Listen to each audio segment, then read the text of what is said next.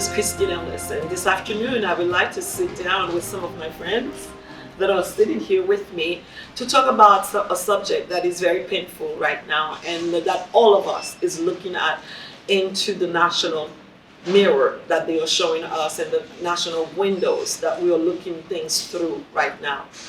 My goal this evening is not for us to tell you that this is right or this is wrong. Our goal this evening is to just let you know that we understand what's going on and we want to be part of the solution. Right? That's right. We want to be part of the solution. That's right. And to be part of any solution, you have to look at the problem first. There is a stigma out there that some of us who are growing up in different places and different areas, we never really saw what some other people are seeing, which is in the Black community. We all have different experiences in the Black community. I know growing up, you have experiences that I probably will never have. Same thing all over the place with every one of us. But what I would like to let our audience know is that no matter what, we are all still considered being of the origin of being Black. And so today we are speaking as Black people sitting here saying, this hurt. Yes. It's hurting. It's very painful because as a mother of a growing Black man, I had to question myself and said, if this had happened to my son, how would I feel? And with you, with your son, Right. how old is he? So my son is 6 years old right now. Yes. He just graduated kindergarten, Mm-hmm. and I questioned the same thing. To Yes. be honest, you Yes. know, how do I prepare my son to grow up in this kind of world? Yes. Do I hide these things, or do I train him to how to interact when he comes in contact with the police officer? And so today our goal is not again to put blame on anybody. We're just discussing something that's for real. That's why I have fathers, I have mentors, I have coaches at this table right now because we want to discuss a real issue. I will open it to everyone who would like to start with experiences. You know, what happened to you growing up, and when you grew up, and how was it? And then now, this thing is flaring up, and it's bringing back a lot of memories for everyone on every level. But how do we handle it from here? You know, I can recall growing up in the city of Detroit, Yeah. and if we ever got pulled over by a police officer, it was one of those things, and you kept your hands on the steering wheel. Mm-hmm. And I can remember a time in which a police officer pulled me over. Yeah. I rolled my windows down, and I immediately put my hands outside of the window. Mm-hmm. And I don't know where that came from, but I can imagine that came from something that I may have seen, Correct. and I know that it exists. So Yeah. this morning I was watching it was a cartoon, Yeah. and it was a police officer who was sitting on a chair as if they was in a restaurant. Yeah. And there's a little kid next to them, and Yeah. it's an African American kid. Yeah. And the police officer said, "What would you like to do when you're alive, or be when you're alive?" And the kid's response was, "I'm sorry." He says, "What would you like to do when you grow up?" Yes. And the kid's response was, "Alive."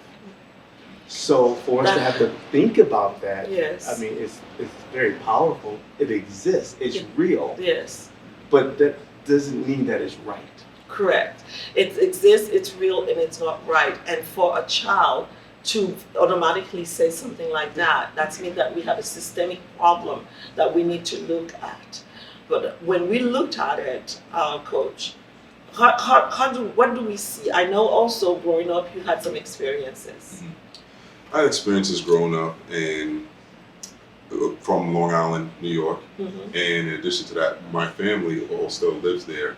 So I have yearly secondhand experience from what's going on. But I even remember growing up myself, there is multiple times when you're driving and it's the constant, you're being tagged, is what they call it, where Yes. someone is trailing you. Yep. And happen all the time. Even recently out here, once something happens and there's a pattern, and you see people, we've been, as kids, I'm a basketball player, so You don't go to a park with 1 or 2 people. Mm-hmm. You go in groups of 5, 10, 15. You need 10 people just to play one game, Yeah. a full court. So if we were walking even 5 of us at a time, where we'll get pulled over or harassed, what are you doing? And sometimes, and if you did anything other than be the most polite angel, you can get slammed down to the floor. This happened in front of me. I've been questioned multiple times. Mm-hmm. Then what happens when you have experiences, Mm-hmm. things happen later on in life or throughout life, and you're not even sure if it's exactly related to that. Mm-hmm. But it's so similar. Like, for example, just recently, I took my family to the park out here, Mm-hmm. and a police officer was driving, and then as soon as he can see myself, he pulls right in, Mm-hmm. almost like to survey, or it could have been To part of protect you COVID, also. or it could Yeah. have been to protect, or part of COVID, Yep. just to see who's in Mhm. the park. But you just don't know. And what I can say, as soon as he saw me, my son, the vehicle we got out of, he smiled and waved Waved at you. and then rolled right back out. Correct. So there was an intention to make sure that you were safe. He wanted to make sure that the child was safe, you were safe, and everybody was safe together. So the same thing for you. I mean, growing up. So you appear to be a little bit older than this gentleman's here. So then that's why I wanted to make sure I have a point of view from every background and every years going back, right? Well, like Charles said, and he said too, but you would always keep your hands on the steering wheel. And that was kind of something that growing up was shared with you Yeah. on how to conduct yourself with officers of a different nationality. Yes. And we were taught to do that to protect ourselves because things did happen. Yes. And so there was this little bit of fear of those that are supposed to protect. Yes. So we had that fear, but we tried to operate, like he said, put on your best face and operate in respect Yeah. for authority. But yet you're uncomfortable because you don't know when that would swing differently. Correct. And I've been on both sides of that. Where I used to own a business in Lansing, Michigan, and I was being held up at gunpoint, Yeah. and the individual holding me up was Caucasian, but I'm the owner of the establishment, right? Yeah. And all the cop cars came, helicopter, and everything, and when they came in, they directly came at me, tackled me, put me down, and this person was getting away. And they had the gun and everything. Yeah. But they would not listen to Correct. what I was saying and who I was. And I'm like, can I show you my ID? And it was like they were deaf to what I was trying to share. Yeah. It escalated a lot, Yes. And we finally got one officer to listen. He was a Yes. black officer. And he says, wait a minute, I know this man. He owns this place. And they still wouldn't listen. They were still doing everything. The dog attacked me, canine. Yes. It was really bad. Very traumatic. Very traumatic for me, and I never forgot that. But And so the problem exists. problem exists. So you experience it, and you know what the first thing you have to do Sure. is making sure that we get home safe. Absolutely. Right? And we're saying the same thing about the police. They when they leave in the morning, They don't they know. they don't know either. They are trying to get home safe for that evening. So the fact of the matter is we're not denying that the problem exists. So what we are saying right now is that the approach to solve the problem, is it the right approach right now with the rioting going on? I want you to talk to that because you had a traumatic experience and people tend to retaliate to things that are uncomfortable, to things that they're afraid of, to things that they feel that are wrong to them. So how did you go from there? Well, I like what you just said. fear triggers a lot of different emotions. Yes, And it makes us operate outside of the spectrum that we normally operate. correct. And I think that that's what we're seeing right now. Instead of praying for that individual that made the mistake, you know, we all make mistakes, right? But it started in that man's childhood. It started in his household because that's what he was taught. Okay? And we can't go around with so much fear and hatred that we judge everybody on the same page. So the first thing is not to generalize, but to categorize. To get categorized. Categorize. Okay, what happened here is an incident. I know It's many. one incident. I know many that other publicized. incidents have Yes. happened, but this incident right now we are talking about, it is one incident. When I took a look at that, I couldn't even look at the video. The Yeah. only thing I did was It's I hard. looked at that picture and I looked into that man's eyes. I saw pure evil. I don't know how else to describe it because there is no place on earth that I can understand that any policeman was trained to do what he did. And the fact that he did it with such an arrogance, it's like this life had no value to him. Correct, sure. And that's what whereby, struck a lot of anger. exactly, that's what struck a lot of anger. A lot of anger. And whereby everybody's life should matter to us, should have a value to us, because we were all created to resemble our Creator. And so it's important that we go there. So you wanted to say something at this I point. think the key thing to understand, because we're addressing the response, Yes, we're addressing the symptom yes. that has a cause. Mm-hmm. And it's key because by no means do I or anyone that's close to me, my wife, we do not condone violence. No, we can't. And I think it's important though to understand that the same measures, by the same tools and measures that we judge one action, Mm-hmm. cannot change from another action, That's it. because we are expecting peace, we're expecting calmness Mm-hmm. from those who feel victimized. Yeah. When a lot of the times, just so we understand, because remember Dr. King said, rioting Mm-hmm. is a language of the unheard. Yes. So the question is, what are we as a country, what are we as a people not hearing, not listening to? Okay. But in also saying that, we have to understand, we cannot expect them to, those who riot, and hold them to a certain standard that we don't even hold trained professionals to. Mm. Yeah, we That's don't. a big thing, because think about what we're saying. We're saying you have to be calm, you have to be, someone is trained. Mhm. That individual wasn't calm. And then another big thing is, we're talking about an institutionalized system Mhm. that is always being sugar-coated in discussion, and that's what even fuels more fire to this rioting. That's true. Because right now, we're talking about an individual. It wasn't an individual.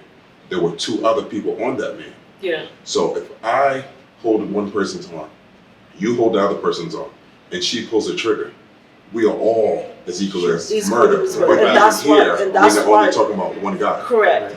But everybody trying to fix on that. But as you said, there's a system that we're looking at that needs to repair. Address, right. And it's not going to repair itself. Mhm. It's those who are put into position, leadership position, Right.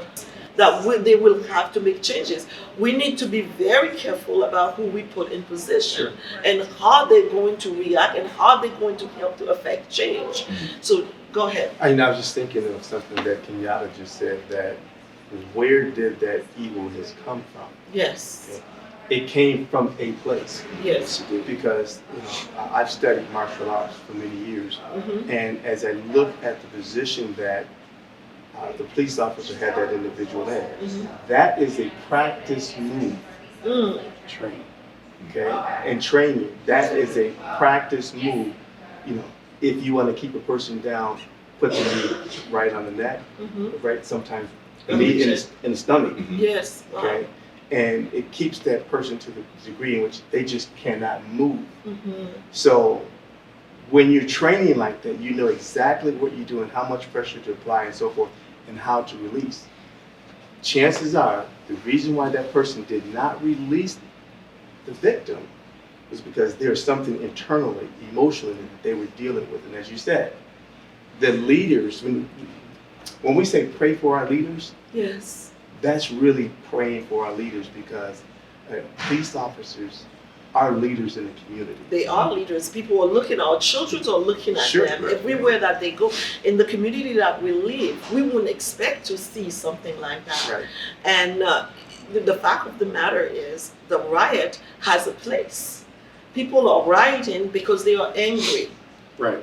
But that anger, should we transform it into something else? Because I've always understood the word of God to say, be angry, but sin not. Right? Because we can be angry about what happened, but we didn't have to burn down. We don't have to go and try to kill other people. Sure. One man died, we mean that everybody else needed to die. But I understand it. That's the point that I'm trying to really come to grips with. I don't want to see it, but I can understand it. I can sympathize, because the family of this man that died, they are groveling right now with the idea that they will never have that person in their life again. Yeah. But then we are also called from a place of looking at the other person who committed that act. Let justice. We have a justice system in this country. Yes, I'm gonna hear people say, but they don't listen. They don't really give us justice and everything. But if every one of us take the law in our own hand, where would we be? Right. Two wrongs don't make it right. Right. Two wrongs don't make it right. I wanted to say the rioting, I think that comes from years of injustice. Yeah. I think that comes from years of frustration. I think that comes from years of people putting their trust in the justice system and then not having the outcome, not having That they people desired. brought Yeah. to justice. Like this one officer that we keep speaking about, there's been thousands and hundreds of cases. I mean, Rodney King's case was 30 years ago. And here we are today in 2020 Same situation. going through the same thing. And so what I want to say to the Black community is that we hear you, we feel your pain, Yes. that you are not unheard, that we know that you're rioting and the things that you feel, it comes from years. It's not this one case. We don't want to make it like it's just this one case. This is from years of things that you are going through and that you have gone through. Your uncles, your brothers, your husbands, your sons. Yes. So we understand that. But like Miss Christine said, we have to come to a point where we can make a change with level heads. Yes. We cannot fight fire with fire right now, or we will just tear this whole place apart. And This whole that's country. not what we want to Right, do. right. And so educating the Yes. community Yes. on how to vote, Yeah. what type of candidates that you want to see in those positions, on how to, direct our anger somewhere else.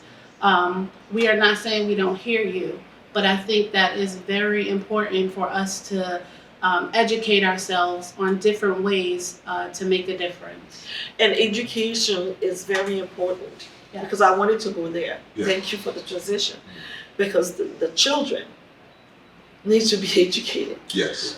from every race. We need to start teaching our kids. Will there be people that tell their kids that we don't matter? Our lives don't matter? Yes. But do we have to teach our kids their lives don't matter? No. Right. It starts with the parents. Sure. It starts with us. It starts with our school system. We need to start having teachers going into this classroom with a different mindset and Yes. looking in those kids' eyes and start teaching them how to live together with each other. Because I say it all the time, together we are stronger. Yes. But when we are divided, we are Yeah. going to fall apart. We are going to fall apart when we are divided. And so it's important for us to realize that love will bring us up to this. Sure. Love will bring us to a discussion where we sit down and start talking, but not looking at each other and started to pull guns and doing all different things like that. And I think it's key, just like you said, when you say we Yes. has to be everybody. Yes, we is everyone. We, because a lot of the time, nothing happens unless the silent majority starts to speak. Come on. Because sometimes our silence is so loud Yes. that not a word we've spoken can be heard. Come on. Right. Wow. Prayers and thoughts are only good as the actions that follow. That's correct. For what good is our faith in a system, Mm-hmm. our faith in God, Yes. if there's no action or no works? Mm-hmm. Because faith and words without any action behind it is dead. It's Right. dead. It is currently dead. So our action then, as leaders in our communities, and I consider all of you guys leaders because you're raising children, you are mentoring others as a coach, as a man who own a Christian, TV station. You have a voice to speak for the less fortunate. You have a voice to speak for everybody, for that matter. So it needs to reflect itself when you say that, Charles. I agree. I keep hearing this saying, Black Lives Matter. Mm. All lives lives. matter. Yes, all our lives matter. So when we operate and work from that standpoint, that's when we'll make a change. Correct. This has nothing to do with color, Mm-hmm. race. This has everything to do with being the children of God and Mhm. acting as God has chosen us to be. Yeah. That is loving and protecting and respecting each and every one of us. Correct. And when the thing is that when I look at anyone, if I don't see what you just said in them, then I devalue them. Correct. Then I can do anything. That's why you see people can molest, people can rape, people can do all these things because they're not seeing what you just said. They see an object instead of a human being. Right. And so today we are speaking from a place of being a human being. We can hurt, we can feel hurt, we can hurt others, and at the same time we can make a difference Yes. into other people's lives. Yes. Yes. And to that point, all lives do matter. Yes. Oh, And that's why all of us have to bring dignity and action to all lives Yes. when something happens to anyone That's who falls correct. under all. There's no portion of the body Mhm. can have the ability to go silent That's right. when another member is hurting, for the whole Correct. body suffers. Sure. We want everyone to Everyone. rise one up. member is down. Yes. Everyone We equally. all speak. And the hope that gave me, it was a double-edged sword. Yes. When I don't remember exactly the airline, but it was an Asian gentleman who did not want to give up Let's his see. seat, who was asked politely, the airline gave information, would not give up his seat. He was dragged off and he was bloody. Immediately, stock went down in that airline because Asians worldwide boycotted.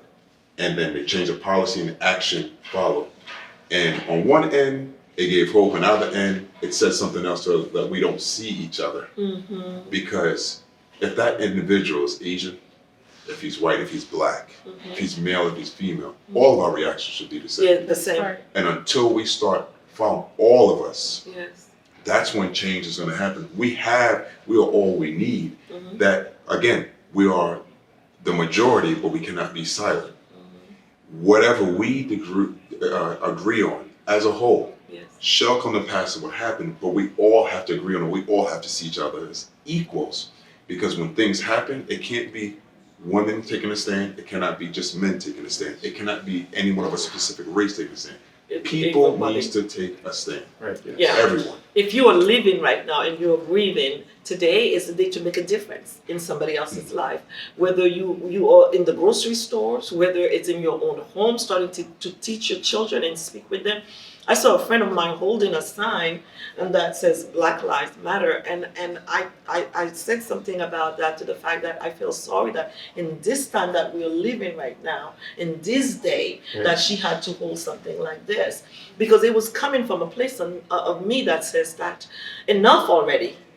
Yes. Enough already. Right. That if we're gonna keep putting the same thing out, we need to expect at this point that we cannot be having the same conversation over and over again. If it was a business we were running, we would have caved in already. Exactly. If these were the way we were raising all our kids, we would have hoodlums all over the place already. All over the place. But why we keep doing it over and over again? Yeah. When you think about a child, Mm-hmm. an infant, they'll go and play with any infant, Oh my God, I saw that picture. Yes. right? It Yes. just, They don't see color. yeah, They don't see differences. They don't see those type of things. yes. They operate in the we system that he's Yeah. talking about. But we, And that's what we have to get everybody to. yeah, Because if we don't operate under the we, then we don't have a voice. no, we don't. We're just single.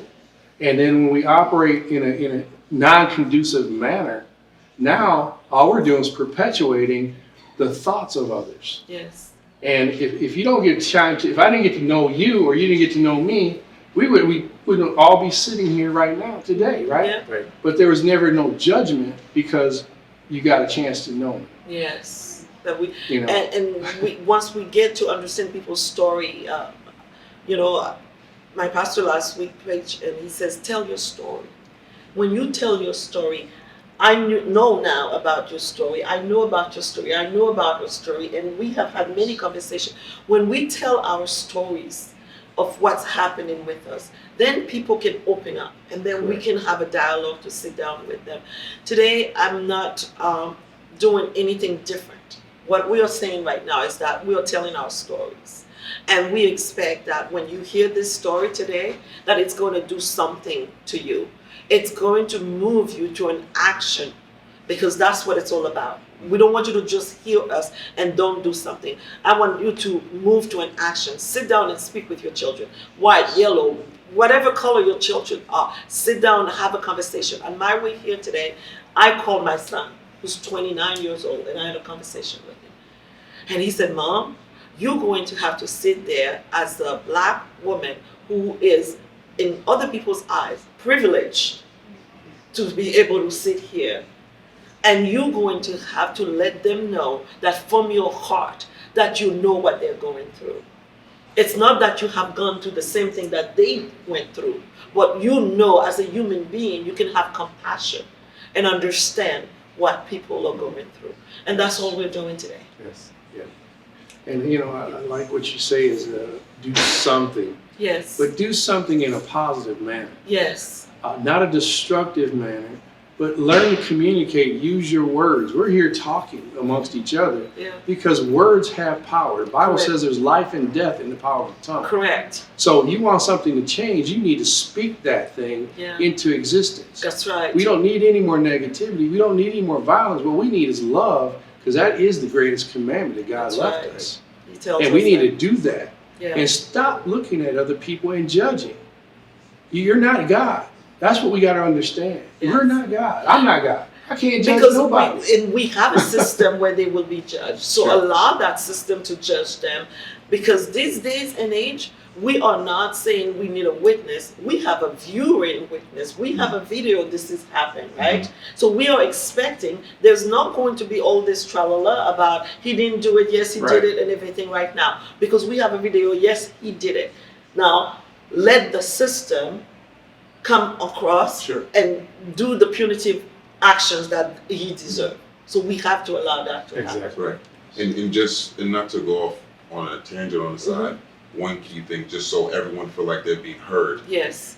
we're using individualized terminology like he Yes. and everything, and I understand where everyone's coming from, but there is a large section, maybe the majority say it is a they, Yes. because if this was a murder, which it was, but Yes. if this was a drug operation Mhm. between civilians, if 3 was on an individual, 1 actually choked him, but the other 2 held him down, and the other one was safeguarded to make sure no one could intervene and allow that person to get Yeah. killed, we will look at them as a group.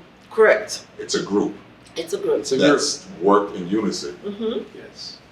So and it's all of took a them. life. Yeah. So we want to make sure that All of that, them. that everyone, every verse and every Yes. voice and every perspective is Mhm. being heard. That's But right. to your point, like you said, we do have to work together and we have to see, because wrong acts is not only in your rioting, sometimes wrong acts is not acting. Similar to a child who's being hurt at home Mhm. by a stepfather or dad, and the mother knows, and the mother says nothing, Oh my God. and the mother's held accountable. Correct. That's who we people, that when we do not react and when we allow things, it's passively agreeing and passively being a part of the problem. And the truth be told, it's just fear that's being fed to us. Fear of the unknown, fear of not understanding. And that's why in things such as sports, where I'm in, you'll see a certain unity that you don't see anywhere else. That's right. It's because in sports we're forced to work together, we're forced to hear each other. And then once you hear and you talk and there's no division, then you understand each other. When you understand each other, you see each other. So then, just like the two greatest commandments given to us, to love thy God as with all our heart, all our mind, and love thy neighbor as ourselves. If we love God and we truly love Him, we see who we are, all of us, in Him, because to truly love Him, to understand Him, is to see us as He sees us. And then once we have the high regard for ourselves, then we ought to have the high regard for one another. And while I'm in the school system, dealing with children, I have so much compassion for them because I have a daughter. Yes. I can see my daughter in them. I can see my son in some of them. If it's a colleague, I can see my wife in some of them, or I can see a brother or a sister, because we got to see each other as equals. That's correct. We do. Wow.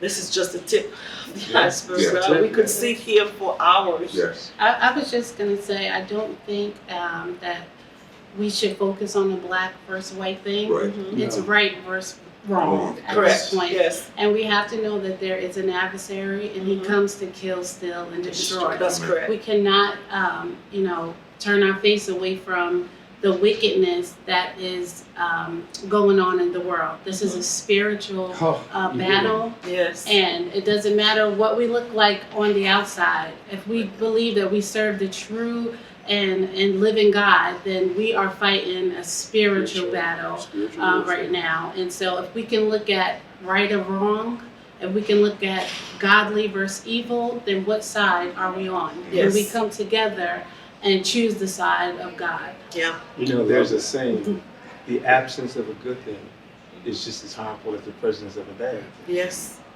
So, it's imperative that we understand what is the right thing to do. That is by walking in God's word. Yes. And that dispels a lot of the things that we're currently seeing as we watch the media. Right now, I honestly believe that what we're seeing on the media is not so much about the death of this man, but I think people are just acting out. And in their actions are not positive. The actions are not setting us up for a setup, but it's setting us up for a setback. Yes. So, as leaders, it's imperative that we communicate with the people who are out there doing these things and letting them know there is another way. Yes. There's another way. There's another way. A right way. There's the right way of doing it. There's Dr. King, he mentioned earlier. Yes. Dr. King, they were able to get a lot of things changed by a positive movement. Sure. And there Not are a those destructive movement. there are but those who positive. will say right now, if he was violent, he wouldn't be dead. There's a lot of different things like that. But he believed what he believed, and he stood for it. Sure. And I think that's what we need to realize, that the good and the right will always be good and the right. Yes. Right. No matter what. Because it says that greater love has no man, but those who lay down his life. Right. If his life didn't lay down at one point, where would we be right now? Would we still be having this conversation? Right. I think we still have a lot of work to do, because Yes. if we can still be talking about these issues right now, even after his death, we still have a systemic problem that needs to be taken care of. Right. But as we said earlier, we identified it. In the communities that we live right now, that we want our leaders to hear us, and we want to put people in leadership who will be able to hear us and make differences and make things that are going to make our children feel safer, Correct. whether in school, whether on the basketball court, whether at the park, wherever they are. And I thank God for the fact that you took the time to sit down with us today, with me, to discuss this, because my heart is heavy. Yes. My heart is heavy about this. And the main thing that I can say today is that we have hope. we have hope. Those words that you have stated, every one of us today, is talking about hope. There is a hope that when we take a hold of it, then we can see a difference. If, again, my friend says that, I want to be the change that I want to see. But we want to be the right change that we want to see. Right. The right change. I want people to know us as people who do things for the love. For the love. I want people to know us for people who will give the shirt on their back to help another person. I want people to know us for those who will help, housings for those who need the help to be in housing. I want people to know us for those who, when we sit at the table, we speak as a we instead of our I, or as a small group of people. We look wherever the problem is, we go there and we bring solution. We are people who bring solution, Yes. not problem. The system that this country was built on, in many ways, is great in terms of the ability to vote. Yes. We, as the common man and woman, have all the answers. Mm. It comes down to what you say as leadership. Yeah. No longer do we have to, as to your point, peacefully protest like Dr. King did and have to die by the thousands. Mm-hmm. We should be able to peacefully protest and no more deaths. That's right, and go Right. home. Shouldn't have to be, And shouldn't go have to home deal with safe. that. And then on top of that, what's dropped in my heart, many people may ask and be moved to act once they hear this Mm-hmm. and once they see us. Mm-hmm. But the question is going to be, all right, what exactly to do? And Yeah. what's dropped on my heart is that it starts from the local community. Yes, it does. It starts from simple as a school board and your Mhm. chambers of commerce. Yes. It starts, if we don't, everything is about educating. Education. And Yes. if the decisions in our schools are not suffice and up to our standards, Yes. it's as simple as removing those in the board that's going to act on your behalf if it's a situation with the superintendent. Yeah. Every position is voted or appointed, and those who have the authority to appoint are those who are voted in, and they're only voted in by our power. So the power rests in us, but it Yes. rests in true unity. True unity, correct. And so we have to come to the point where we see what's good for all of us and everything. We are not doing it for just a group, but we are speaking a word that unifies versus a word that divides Right. people. Because divided we fall, Yes. and united we stand. And it's important for us to know that. I want to thank you for listening today. And we are leaving you with this one word, that if God is for you, who can be against you? And so understand that you can rise into adversity and turn it around. There's so many people that are listening to us right now who changed their lives, who turn things around just because they become into themselves and become a believer of the power of that one. The power of that one. One person can make that change. One person can say something. You can ignite fire, or you can just bring the calm that everybody can level-headedly make a decision and make an understanding. We are appealing to you today to continue loving each other, because it's in love that we will be able to keep seeing that we are with each other. Truly, together we are stronger. Thank you so much for watching. God bless you.